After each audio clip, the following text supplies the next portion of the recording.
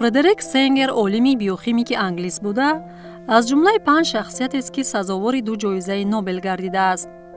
ӯ дар таърих аввалин олиме мебошад ки дар якҷоягӣ бо уолтер гилберт ва пол берг дар соли 1958 барои муайян сохтани сохтори сафедаҳо махсусан инсулин ва дар соли 1980 барои таҳқиқоти бунёдии хосиятҳои биохимиявии кислотаҳои нуклеинӣ махсусан ДНК-и рекомбинантӣ 2 ҷоизаи Нобелро дар бахши кимиё гирифтааст. Фредерик Сенгер 13 августи соли 1918 дар Рандкомбе, графствои Глостершири, Англия, дар оилаи Фредерик Сенгер ва Сисили Сенгер таваллуд шудааст. Падараш дар Чин ба ҳайси миссионери тиббии англикан кор мекард. аммо ба сабаби бад шудани саломатӣ ба Англия баргашт ва дар синни 40-солагӣ бо духтаре бо номи Сисили издивоҷ кард. дар синни тақрибан 5-солагӣ Фредерик бо оилаашон ба шаҳраки хурди Тенворт дар Арден кӯчид. оилаи онҳо хеле сарватманд буданд ва барои таълим додани кӯдакон омӯзгори инфиродӣ даъват карда шуд. дар соли 1927 олими ояндаро ба мактаби Даунс Малверн, як муассисаи томактабӣ ки бародари калонияш Теодор низ дар он ҷо таҳсил мекард, барои таълим гирифтан доданд. соли 1932 Фредерик Сенгер ба мактаби навтаъсиси Бряунстон дохил шуд. усули таълим дар ин мактаб аз рӯи нақшаи Далтон баромонда шуда, реҷаи озоди он барои Сенгер афзалтар буд. дар байни ҳама фанҳои мактабӣ ӯ самти табиатшиносиро интихоб кард. ҳамчун толибилми болаёқат, Фредерик як сол барвақт шаҳодатномаи хатми худро гирифта, давраи ба анҷомрасии таҳсилашро асосан дар озмоишгоҳи мактаб таҳти роҳбарии муаллимаш Ҷефри Одиш аз лабораторияи Кавендиш гузаронид. соли 1936 Фредерик Сенгер ба коллеҷи Сент Ҷонс, ки падараш дар он ҷо таҳсил карда буд, дохил шуд. барои гузаштан аз марҳилаи яги трайпас барои Сенгер 3 сол лозим омад. бо ин мақсад ӯ бинобар душворӣ кашидан аз фанҳои физика ва математика дар курсҳои физика, химия, биохимия ва математика таҳсил кард. Сенгер илми физикаро ба физиология иваз кард. барои марҳилаи дуюм ӯ биохимияро омӯхт ва дараҷаи якумро бо баҳои аъло гирифт. дар ин вақт падару модараш аз бемории саратон фавтиданд. дар соли 1940 Фредерик Сенгер бо Маргарет Ҷоан Хоу издивоҷ карда, соҳиби 3 фарзанд гардиданд. ба гуфтаи олим ҳамсараш дар кораш бештар аз ҳама кӯмак карда, оромиш ва хушбахтии муҳити оилавиро нигоҳ доштааст. моҳи октябри ҳамон сол Фредерик Сенгер таҳти роҳбарии Норман Пири барои ҳимояи рисолаи доктории худ ба кор кардан шурӯъ намуд. мавзӯи тадқиқоти ӯ таҳияи усулҳои аз растанӣ ба даст овардани сафедаи ғизо буд. пас аз як моҳ Пири кафедраро тарк кард ва Алберт Нюбергер роҳбари дигари Сенгер таъин шуд. дар баробари ин самти тадқиқоти олим ба омӯзиши мубодилаи аминокислотаи лизин ва мушкилии амалии азоти картошка тағйир ёфт. рисолаи илмии ӯ метаболизми аминокислотаи лизин дар организми ҳайвонот ном дошт. дар соли 1943 Сенгер унвони илмии номзадиашро гирифт. Нюбергер ба Институти миллии тадқиқоти тиббии Лондон кӯчид, аммо Сенгер дар Кембриҷ монд. ӯ дар соли 1943 ба гурӯҳи Чарлз Чибнал, мутахассиси бахши кимиёвии сафедаҳо, ки чанде пеш профессори кафедраи биохимия таъин шуда буд, ҳамроҳ гардид.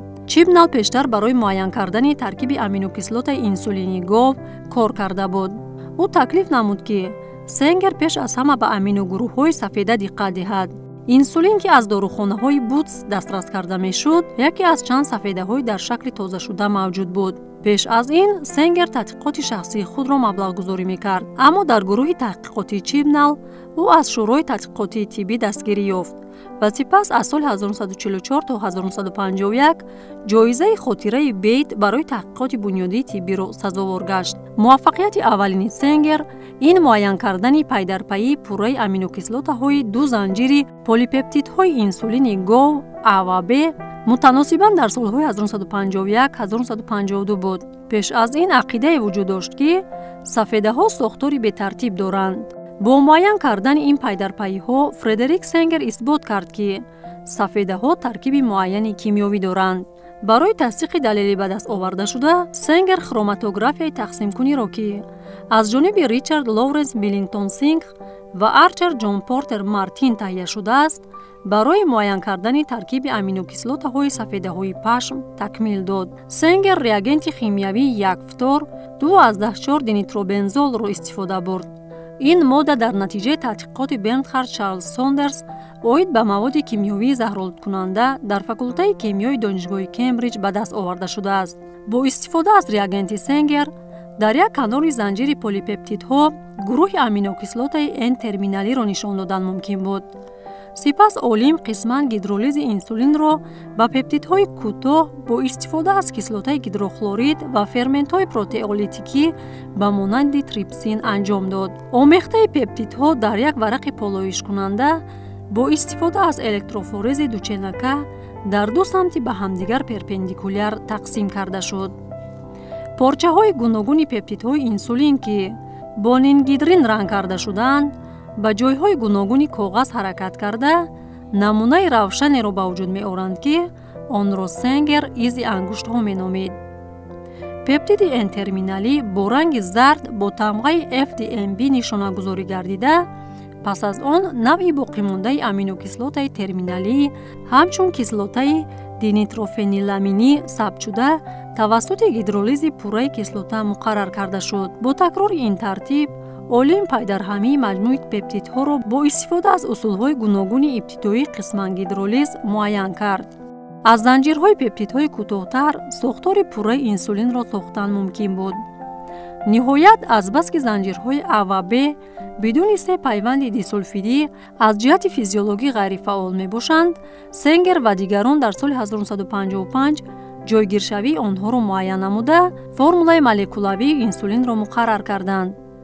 خلاصه اساسی فردریک سنگر این بود که دو زنجیر پلیپپتیدی سفیده انسولین پای در پای مشخص امینوکیسلات را دارند و از این رو هر یک سفیده پای در پای بی‌نظیر و دارو هستند.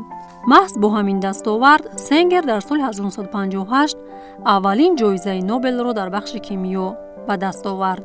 بازیافت برای فرضیه‌ای که بعدتر کریک درباره رمزگذاری پای در پای امینوکیسلات‌های سفیده‌ها از روی پای در پای اساس‌ها در مواد ژنتیکی DNK یا RNK پیشنهاد کرده بود، اهمیت حل کننده داشت. این کارها برای استحصال سینتتیکی انسولین و دیگر گرمون‌ها اساس گذاشتند. این تحقیقات برای استحصال سینتتیکی انسولین و دیگر گرمون‌ها اساس گذاشتند. از سال 1951 سنگر عضو هیئت بیرونی شورای تحقیقاتی طبی بود و با گشوده شدن آزمایشگاه بیولوژی مولکولاوی در سال 1962 به فاکولته بیوشیمیایی کمبریج کوچید و مدیر کاتدرای شیمی سفیده‌ها تعیین شد. پیش از کوچیدن اولیم به آموختن امکان پای در پای مولکول‌های RNK و تهیه اصول‌های جدا کردن ریبونوکلئوتیدها که در نتیجه عمل نوکلئاس‌های مشخص تولید می‌شوند آغاز کرد. این کار از جانب او با مقصد تکمیل دادن اصول‌های پای در پای در دوام تحقیقات اوید به انسولین تهیه گردیده انجام داده شده است. مشکلات اساسی جدا کردن پارچه تازه شده RNK برای معین کردن پای در همی بود. در رفت کاری خود در سال 1964 فردریک سنگر یک جایه با کیلد میکر فرمول متیونین TRNK را کشف کرد که سینتز سفیده در باکتری را تنظیم می کند. در عین زمان فردریک سنگر رمزگذاری آن را پیشنهاد کرد. RNK و DNK برای تحقیقات ساختاری با ایزوتوپ رادیواکتیوی فسفر 32P پیش بینی شدند که امکان داد با مقدار نهایت کمی مواد 10-6 گرم کار انجام داده شود. تنها سال 1967 گروه علمی سنگر پای در پای نوکلئوتیدهای RNK ریبوسوم 5S از اشریچیا کولی یک RNK خرد عبارت از 120 نوکلئوتیدها را معین کند. با مقصد پای در پای DNK که مناسبت تماما دیگر را طلب می‌کرد، سنگر راه‌های گوناگون استفاده کلی DNA پلیمراز یک را در رابطه با تکرار DNK یک زنجیری بررسی کرد. در سال 1975 با آلن کوهلسون او یک اصول پای در پای را با استفاده از پلیمرازهای DNK و نوکلئوتیدهای رادیواکتیوی نشر کرد که آن را تکنیک پلوس و مینوس نامید. بعداً این پاره‌های DNK با راه الکتروفورز گل پلی اکریلامیدی فرکسیا کرده شده توسط افتورادیوگرافی دیدن آنها ممکن گردید. تکنیک امکان داد که از پارچه‌های DNK تا 80 نوکلئوتید در یک وقت جدا کرده شوند که این در مقایسه با تحقیقات قبلی پیشرفت نظارت را نشان داد، اما هنوز هم کاری زیاد در پیش بود. این اولین گنوم پورا پای در پای دینکا بود. سنگر و همکسبان آنها به حیرت افتادند که منطقه‌های رمزگذاری بعضی گن‌ها با همدیگر موافقت می‌کنند. در سال 1977 فردریک سنگر و همکسبان او اصول رمزکشایی ساختار ابتدایی دینکا را پیشنهاد کردند که آن با نام اصول سنگر نیز معروف است. با دستاورد مذکور در این بخش علم موفقیت کلان به دست آمد، زیرا این اصول امکان داد که پای در پای طولانی دینکا زود و دقیق معین کرده شود. با این کشفیات خود سنگر جایزه دوم نوبل در بخش کیمیا را در سال 1980 به دست آورد که آن را با والتر گیلبرت و پول برگ تقسیم کرده است. اصول سنگر در نهایت برای معین‌سازی پای در پای تمام گنوم انسان استفاده گردید.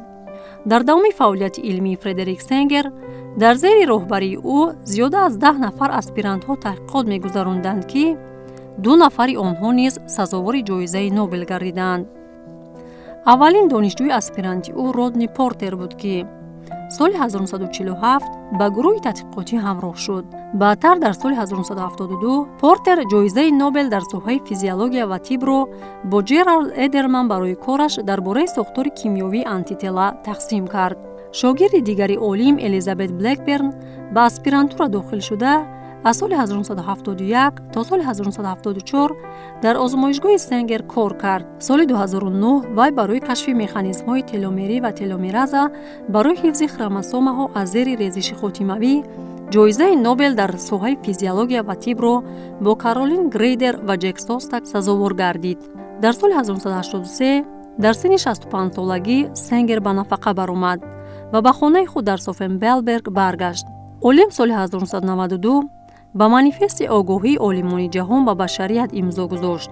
در سال 1992 ویلکام تراست و شورای تحقیقات طبی مرکز سنگر را تأسیس دادند که حالا به نام او گذاشته شده است.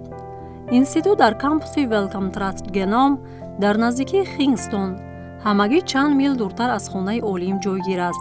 در سال 2007 جمعیت بیوخیمیایی بریتانیا گرانت را از ویلکام تراست برای فهرست و نگهداری 35 مجله لابراتوری گرفت که در آن فردریک سنگر از سال 1944 تا سال 1983 تحقیقات خود را ثبت کرده است. فردریک سنگر 19 نوامبر سال 2013 در بیمارخانه ادنبروک در کمبریج درگذشت. تا سال 2022 سنگر یکی از آن 2 عالم است که در برابر بری شارپلس 2 بار جایزه نوبل در بخش کیمیا و یکی از 5 برنده جایزه دکترای نوبل در یکجایگی با ماری کیوری، لاینوس پولینگ، جان باردین و شارپلس صاحب شدند. همچنین فردریک سنگر برنده نشان کارده مورگان، جایزه های نوبل در ساحه شیمی، فرمانده اردن امپرای بریتانیا، نشانی کوپلی، مکافات بین الخلقی، مکافات ویلند، جایزه لویزا گروس هورویتز، جایزه آلبرت لاسکر برای تحقیقات بنیادی طبی، عضو جمعیت شاهی لندن، اردن نشانی فخری، اعضای اکادمی علم‌های استرالیا و غیره بود. سال 1992 تشکیلات ویلکام تراست و شورای تحقیقات طبی بریتانیا مرکز تحقیقات سنگر را تأسیس دادند که به نام عالم گذاشته شده است. این دانشکده در نزدیکی کینگستون کمبریجشایر همگی چند میل دورتر از خانه سنگر جایگیر است.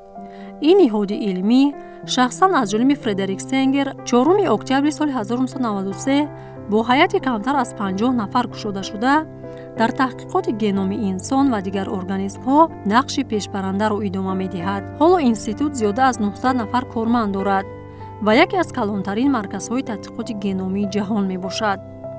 چنانکه در حالنامه عالم قید کرده می شود، وی خود را تنها جوانی میپنداشت که در آزمایشگاه فعالیت می کند و از جهت اکادمی برتری ندارد. فردریک سنگر تکلیف گرفتن عنوان ریتسری را رد کرد، زیرا نمیخواست او را جناب نامند. در این مورد عالم گفته بود: ریتسر بودن شخص را مخصوص میگرداند، همین طور نه، اما من نمیخواهم خاص باشم. با وجود خاکساری و فروتنی، کارهای علمی انجام داده فردریک سنگر بنیادی بوده در پیشرفت علمی جهانی تأثیر زیادی رسانیدند. امروز عالم را چون یکی از دانشمندان با نفوذ سطحی جهانی اعتراف می‌نمایند.